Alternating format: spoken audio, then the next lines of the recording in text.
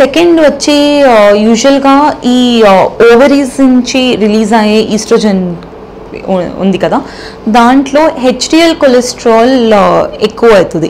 And HDL cholesterol అనేది good cholesterol.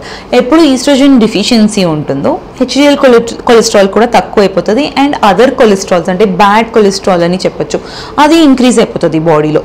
So ఎప్పుడు ఈ బ్యాడ్ కొలెస్ట్రాల్స్ అదన్నీ అక్యుములేట్ అవుతుందో బాడీలో, అప్పుడు స్ట్రోక్స్, హార్ట్ ప్రాబ్లం అదన్నీ కూడా ఇంక్రీజ్ అవుతుంది ఉమెన్లో. So these are the late symptoms in menopausal women.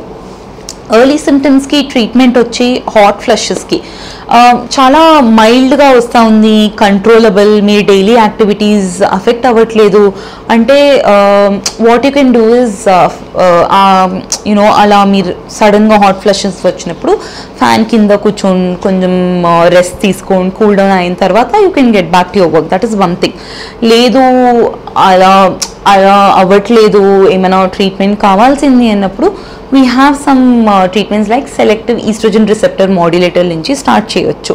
దీంట్లో కూడా మీరు తగ్గలేదు, ఇంకా సివియర్ అవుతుంది అన్నప్పుడు హార్మోన్ రీప్లేస్మెంట్ థెరపీ స్టార్ట్ చేయొచ్చు, ఆర్ ఈస్ట్రోజన్ థెరపీస్ కూడా స్టార్ట్ చేయొచ్చు. నెక్స్ట్ ఇస్ వెజైనల్ డ్రైనెస్కి. వెజైనల్ డ్రైనెస్ కూడా ఈస్ట్రోజన్ లోకల్ క్రీమ్స్ అని ఉంటుంది. So you can use at least estrogen creams. మంచిగా లూబ్రికేషన్ ఉంటుంది ఆ ఈస్ట్రోజన్ క్రీమ్లో. సో ఆ డ్రైనెస్ అన్నీ తగ్గిపోతుంది.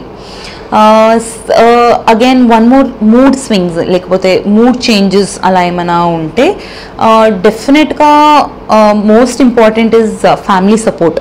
అంటే ఫ్యామిలీ మెంబర్స్ కూడా తెలుసుకోవాలి, ఎనీ ఉమెన్ మీరింట్లో లేడీస్ ఉన్నప్పుడు వాళ్ళు మెనోపాజల్ ఏజ్ గ్రూప్ ఉన్నారు, ఇలా అని మూడ్ చేంజెస్ ఉందంటే బెటర్ ఫ్యామిలీ సపోర్ట్ ఉంది, వాళ్ళని కూల్ డౌన్ చేసి వాళ్ళని వేరే విధంగా ఏమైనా ట్రై చేసి something you can. Family support is very very important to change the mood in the lady. But ఇది కూడా అవ్వట్లేదంటే you can do any form of meditation, any recreational activities, మీకు ఏది ఇష్టమో అదన్నీ కూడా చేయొచ్చు. దీంట్లో కూడా అవ్వలేదు అంటే the last you can go for some psychology counselling also. And depression అలా ఏమైనా సిమ్టమ్స్ ఉంటే యాంటీ డిప్రెసెంట్స్ అలా టాబ్లెట్స్ స్టార్ట్ చేయొచ్చు.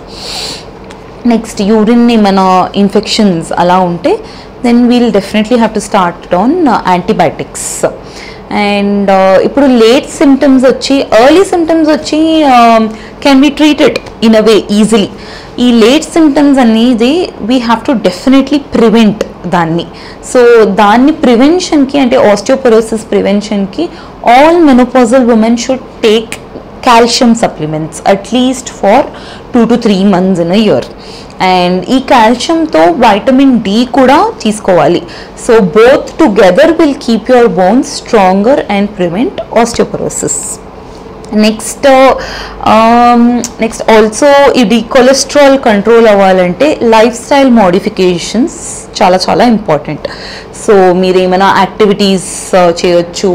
And to stop eating junk food, బయట food, eating good healthy food, అదన్నీ you can change your life style to avoid stroke, heart problems or triglyceridemia, అదన్నీ కూడా avoid చేయొచ్చు అలా మీరు.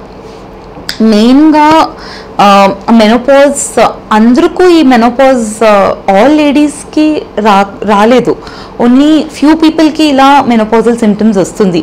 సో కొంతమందికి మెనోపాజ్ చాలా స్మూత్గా అయిపోతుంది. సో ఎలా వాళ్ళకి వీళ్ళకి ఏం డిఫరెన్స్ ఉండొచ్చు అంటే మీరు మెనోపాజ్ ముందు నుంచి ఎలా ఉన్నారు, మీ లైఫ్ స్టైల్ అనేది, మీరేమైనా ఎక్సర్సైజ్ చేస్తూ ఉన్నారా, యోగా చేస్తూ ఉన్నారా, వేరేమైనా యూనో లైక్ ఫుడ్ ఎలా ఉంది, హెల్దీ ఫుడ్ ఈటింగ్ హ్యాబిట్స్ ఉందా, అదన్నీ ముందు నుంచి మీరు చేస్తూ ఉంటే మీరు మెనోపాజ్ కూడా స్మూత్గా అయిపోతుంది. సో నేనేం రిక్వెస్ట్ చేస్తూ ఉన్నానంటే అందరికీ మెనోపాజ్ ముందు నుంచి keep your life style healthy. And life style ఎప్పుడు ముందు నుంచి మీరు అలానే చేస్తూ ఉంటారో మీరు మెనోపాజ్ కూడా అంతే స్మూత్గా అయిపోతుంది. Thank you.